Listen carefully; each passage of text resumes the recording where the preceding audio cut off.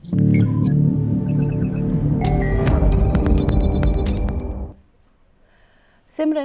हम सभी आजकल सोशल मीडिया का इस्तेमाल करते हैं, इंटरनेट का इस्तेमाल करते हैं, राइट?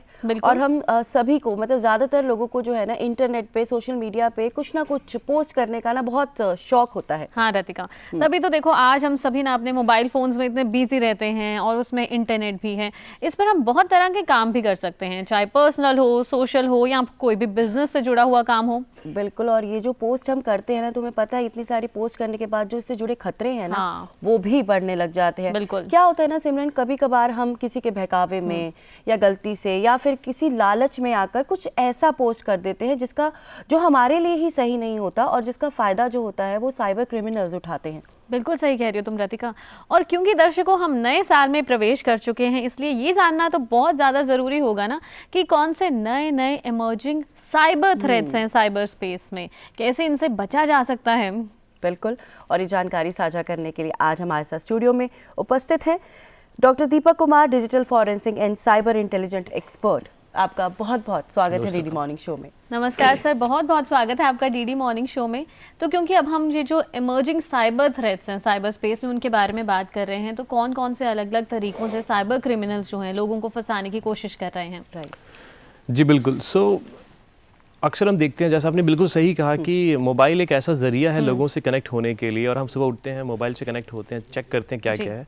नए जो क्राइम्स हो रहे हैं काफ़ी ज़्यादा फिशिंग को लेकर के, फ्रॉड्स को लेकर के, और ऐसे मैसेजेस जो एसएमएस के थ्रू आते हैं, आप देखते हैं जितने भी प्लेटफॉर्म्स है सोशल मीडिया के, उसके थ्रू यह तो एक मीडिया में आने के लिए, और कहीं ना कहीं यह क्राइम जो है फिशिंग को लेकर के, डेटा को चोरी करना या किसी वित्तीय तरह के चीज़ों पे लिंक हो करके आपके पैसों को लेके चोरी करना, ये सारी चीज़ें होती हैं। मीडियम कुछ भी हो सकता है, पर ज़ायरा बेसिकली ऐसे ही कुछ होता है।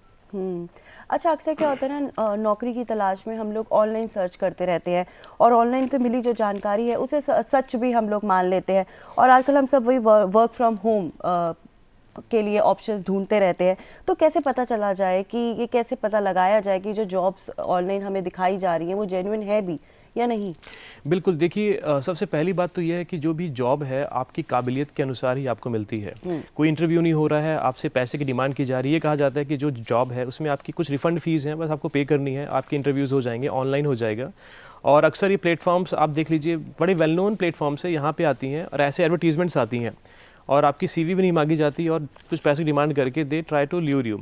मुद्दा यहाँ पे ये है कि जब आप ऐसी चीज़ फेस करते हैं, आपके अंदर वो फीलिंग्स आ जाती है कि कहीं ना कहीं फिशिंग है। अगर आप देखिए तो जैसे आपको किसी जॉब आपको मिली है किसी प्लेटफॉर्म में, कह लीजिए किसी कंपनी के माध्यम से, उस कंपनी के वेबसाइट पे जाके आप चेक कर सकते हैं। आप उनको लिख सकते हैं मेल करके कि एग्जैक्टली कि ऐसी कुछ आपके यहाँ पे रिक्वायरमेंट है और जो काबिलियत मांगी गई है उसमें मेरा ये ऐसा कुछ करके है। कोई भी जॉब पैसा नहीं मांगती, आप ध्यान दीजिएगा। और कभी ऐसी चीज़ें होती तो आप समझ जाइए कि एक अलर्ट वार्निंग है आपके। और ये कितना ओरिजिनल जैसा लगता है ना, हमें ऐसा लगता है कि एक जेन्युइन ऑफर है, जिस तरह से मेल्स आते हैं, इंटरव्यूज होते हैं।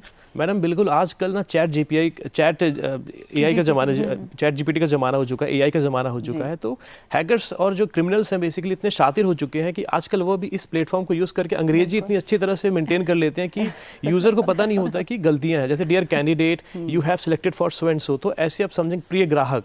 अब ग्राहक है तो ग्राहक का नाम मालूम होता है कि SBI का है, किसी बैंक का है, किसी भी कंपनी का है। पर जब नाम नहीं है, प्रिय अभिवाहक ग्राहक ऐसा करके या ऐसा किया जाता है, आपको ये करना है, तब जाके समझ लीजिए कि कुछ ना कुछ चीज़ें हो रही हैं। तो यह फिशिंग जैसी चीज़ें, AI जैसी चीज़ों के ज़माने में हमें जानना बहुत ज़रूरी है कि चीज़ें कहाँ से आ रही हैं। क्योंकि हम लोग सभी जानते हैं कि हम लोग अगर किसी को जॉब की रिक्वायरमेंट भी है तो वो सर्च भी करते हैं जॉब को, तो उससे भी आई थिंक जो ये क्रिमिनल्स हैं साइबर, इनको पता लग जाता है कि पर्टिकुलर बंदे को जॉब की रिक्वायरमेंट है, तो उसी तरह के मेल्स और उसी तरह के पोस्ट जो है उनके उस पर ज़्यादातर देखने को मिलते हैं। आपने एक वर्ड सुना होगा कुकीज़ करके, जैसे आता है। अगर हमारी कुकीज़ कोई ब्राउज़र कोई एप्लीकेशन लेती है, वो ये बताती है कि आपकी सुविधा को बेहतर करने के लिए हम ले रहे हैं, और पता नहीं होता कि हम क्या देख रहे हैं। आप देखिए, जब हम कुछ भी चीज़ सर्च करते हैं किसी प्लेटफॉर्म में, हमको उसके एड्स दिखने शुरू हो जाते हैं, करेक्ट? तो जब जॉब सर्च करते हैं, यानी व्यक्ति जॉब की तलाश में है, उसे उस तरह के एड्स आने शुरू हो जाते हैं। यह आर्टिफिशियल इंटेलिजेंस और मशीन लर्निंग का कमाल है। ये अच्छा भी है, बुरा भी है। और जब हमें वो चीज़ प्रोपगेट होती है तो हमें लगता है कि यह कैसे हमारी चीज़ को जान रहा है, और जब ये चीज़ें आती हैं तो हम उसमें फंस जाते हैं और हम ध्यान नहीं दे पाते कि सही क्या है, गलत क्या है। तो अक्सर जो खतरा होता है ना, हमें यही होता है कि कहीं हम स्कैम का हिस्सा ना बन जाएं, कभी हम अपना जो हार्ड अर्न मनी है वो लूज ना करें। तो मनी पर ही बात करते हैं। ऐसे में बहुत सारे लोग चाहते हैं, हम सभी चाहते हैं ना कि हम अपने पैसों को सेफ रखें, हम चाहते हैं कि उन्हें और ज़्यादा बढ़ाएं, इन्वेस्ट करें। तो मनी इन्वेस्टमेंट से जुड़े हुए कौन कौन से फ्रॉड हैं जिनसे लोगों को बचना चाहिए? ये बिल्कुल सही पॉइंट आपने किया है कि जो मेन फ्रॉड आज के ज़माने में हो रहे हैं, ओपन सोर्स इंटेलिजेंस के माध्यम से आप गूगल करेंगे या कभी कुछ चेक करेंगे, इन्वेस्टमेंट यानी हमारा जो पैसा जो है, जो वित्तीय है, जो फाइनेंस पार्ट है, यह एक 70% लोग इस पे क्राइम को अंजाम देते हैं। सारा क्राइम इससे लिंक होता है। दूसरा हमारा डेटा चोरी होना। तो दो तरह की चीज़ें हैं हमारे इस पर्सपेक्टिव में जहाँ पे हमें ध्यान देना है कि हमारा डेटा कैसे चोरी हो रहा है, हमारी चीज़ें कैसे हो रही हैं।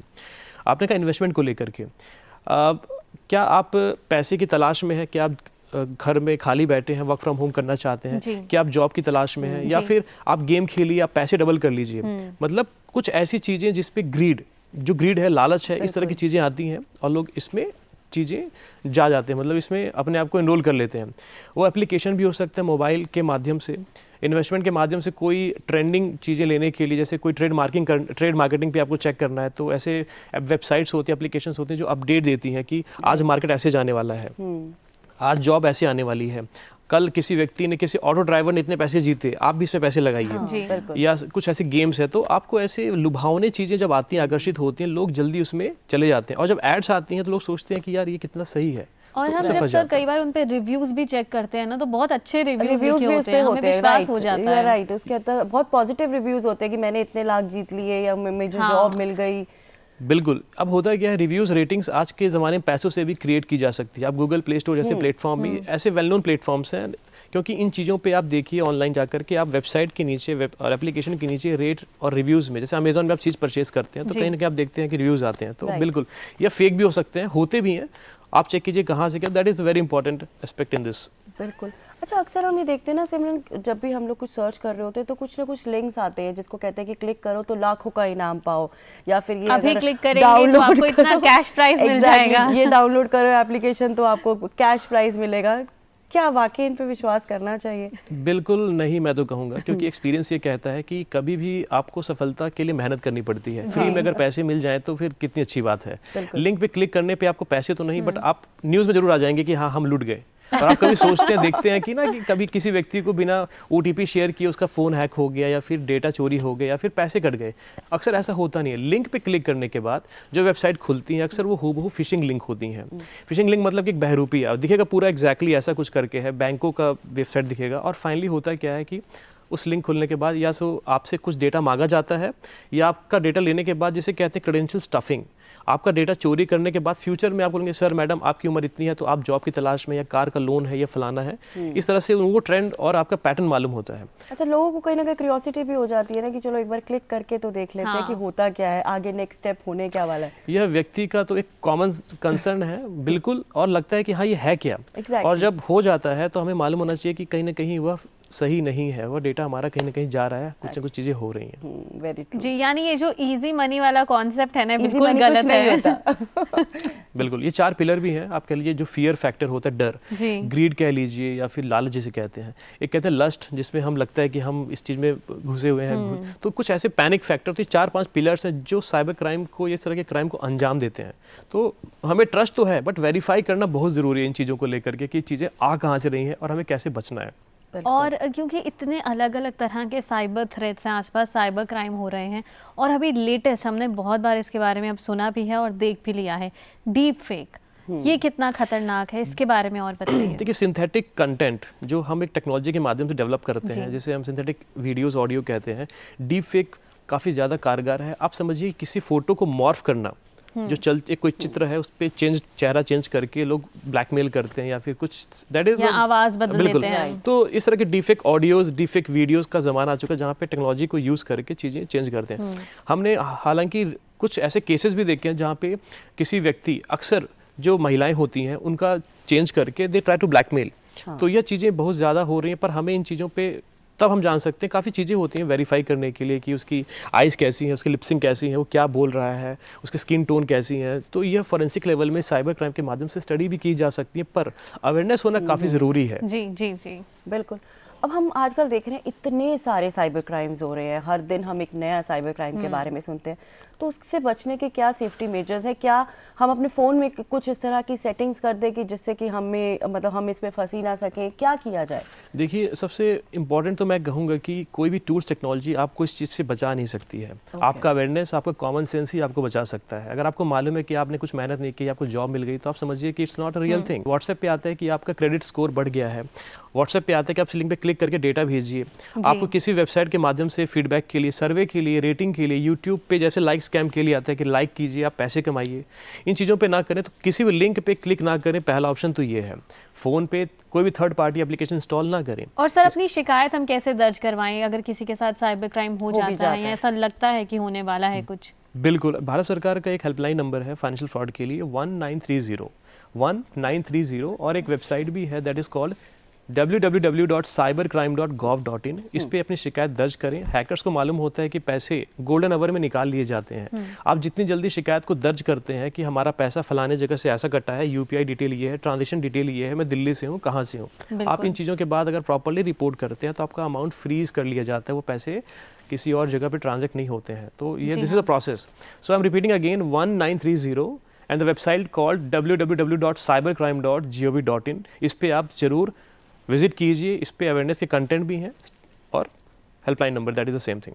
और मुझे पूरी उम्मीद है कि दर्शक जो हैं इन सभी बातों का ज़रूर ध्यान रखेंगे। तो दर्शकों, आपने जाना कि कैसे दौर बदल रहा है, पर साथ ही जो नए नए तरीके हैं ना, वो भी आ रहे हैं साइबर क्राइम करने के। इसलिए रतिका, ज़रूरत है सावधान रहने की, सतर्क रहने की और अपडेटेड रहने की। तभी तो हम कहेंगे सचेत भारत, सुरक्षित भारत। तो कैसे रहे सावधान, कैसे रहे सुरक्षित, अभी हमें ये जानकारी हमारे साथ साझा कर रहे थे doctor Deepak Kumar, digital forensic and cyber intelligent expert. आपका बहुत बहुत शुक्रिया डीडी मॉर्निंग शो में आने के लिए। Thank you so much. धन्यवाद।